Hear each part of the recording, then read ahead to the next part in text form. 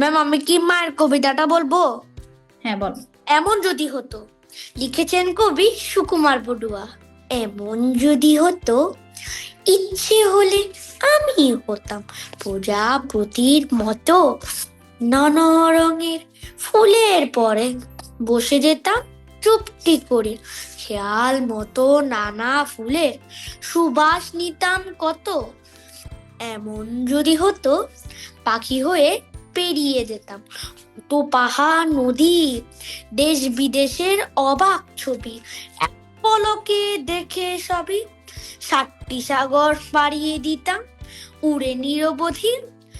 এমন যদি হয়, আমায় দেখে এই পৃথিবীর সবাই পেত ভয়, মন্দটাকে ধ্বংস করে ভালোই দিতাম জগৎ ভরে, খুশি জোয়ার বইয়ে দিতাম এই দুনিয়াময়।